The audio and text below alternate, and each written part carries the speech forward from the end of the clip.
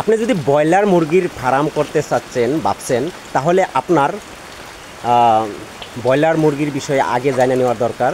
যদি আপনি জানা না রাখেন তাহলে আপনার কি হতে পারে, আপনার ব্রয়লার মুরগি ঠ্যাং সামনের দিকে যেতে পারে, একই ঠ্যাং বেঁকা হইতে পারে, এবং যখন ঠ্যাং বেঁকা হয়ে যাবে এবং আপনার ব্রয়লার মুরগি ভালো করে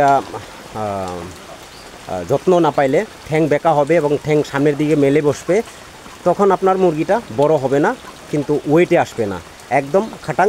তাই আমি আজকে আপনাদেরকে দেখাচ্ছি আর বলতেছি, এরকম বারবার বহুতের সাথে হয়ে যাচ্ছে।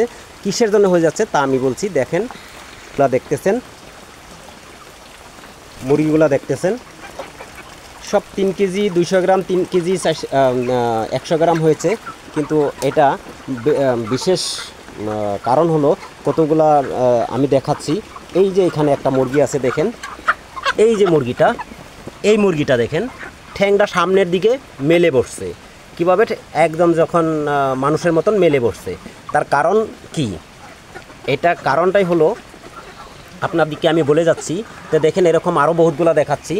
এগুলা দেখেন, এইটার ঠ্যাংটা আবার কীরকম মেলে বসছে। এখানে এটা ঠ্যাং সিধা করতে পারছে না, কিন্তু মুরগিটাও অন্য মুরগির থেকে একদম ছোটো। দেখেন কেন ছোটো হচ্ছে তাই আপনি বুঝতে পারবেন যখন আপনাকে আমি বলবো।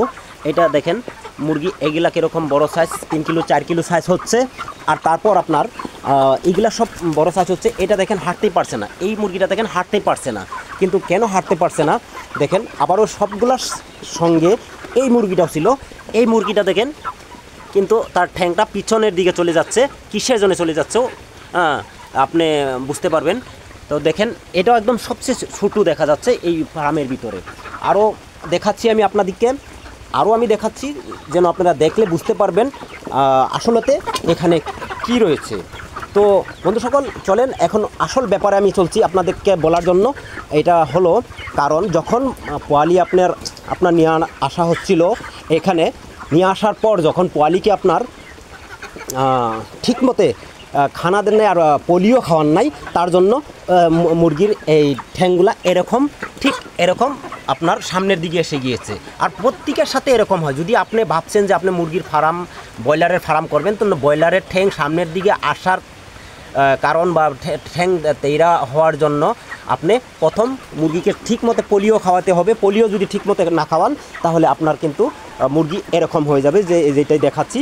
এই যে এই মুরগির মতন মুরগির ওয়েট কমে যাবে, ওয়েট হবে না এবং মুরগি বড় হবে না।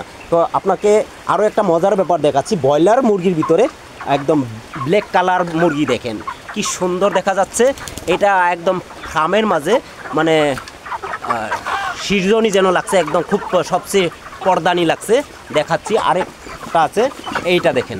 তো বন্ধু সকল, এতক্ষণ আপনাদেরকে দেখালাম ব্রয়লার মুরগির ঠ্যাং মেলে বসার কারণ কি আর কেন ঠ্যাং মেলে বসে। যদি বন্ধু সকল ভিডিওটা ভালো লাগে লাইক কমেন্ট শেয়ার করে আমার পেজ এবং চ্যানেল থেকে দেখলে চ্যানেলটাকে সাবস্ক্রাইব করতে ভুলবেন না। আর সাবস্ক্রাইব করে আমার পাশেই থাকবেন আশা করি। ধন্যবাদ।